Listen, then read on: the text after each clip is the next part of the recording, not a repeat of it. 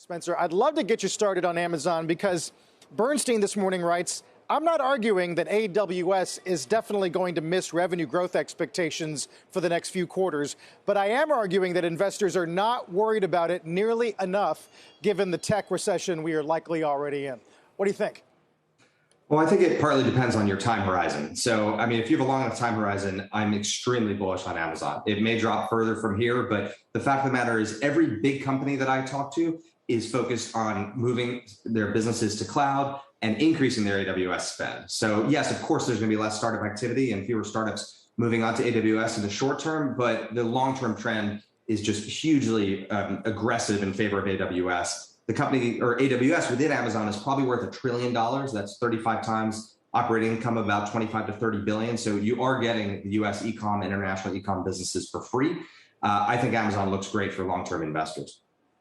You know, Spencer, part of what makes your radar so valuable to the viewer is your ability to see how so many different companies on the private investing side are thinking right now. What is your take on the way in which they are embracing cost discipline, reining in hiring, reining in discretionary spend? You make the point that, you know, no one's happy with this price action overall, but that view is shared, especially within tech.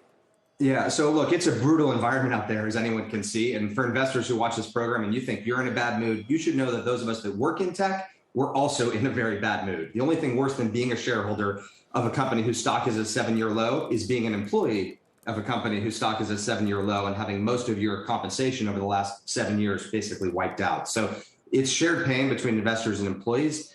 And what I'm seeing across the spectrum from public to private is companies pulling back. So most companies that I'm involved in are reducing headcount. They're certainly closing open heads. They're cutting marketing spend. They're battening down the hatches. And certainly almost every private company is assuming they won't be able to get a venture round done for 1 to 2 years. So they're trying to extend the runway, ideally 24 or more months. And that means pulling back today as we move into this likely recession.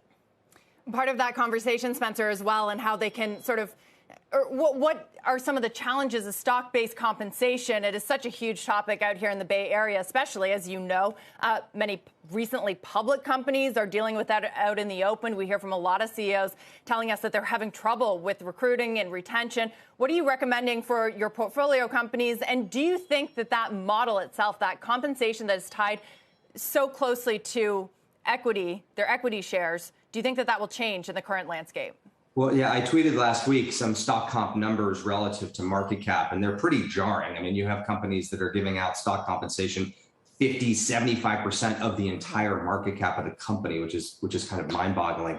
No, I don't think that the long-standing 30-plus year tradition of giving equity to employees, I don't think that's going to go away. This has survived cycles. What will happen through this cycle, which has happened through prior cycles, is employees will value the equity less, and then they'll be pleasantly surprised coming out the other end. So I don't think this is going to change the way compensation structures work. There's no question that the incredibly bubbly time for employees, in other words, you know, the employees having all of the power relative to the companies, that's turning very, very quickly. A lot of people are going to be very happy to even have a job in 3, 6, 12 months. And so you're going to start to see not necessarily downward pressure, but less upward pressure on compensation. And that's good for companies and good for earnings.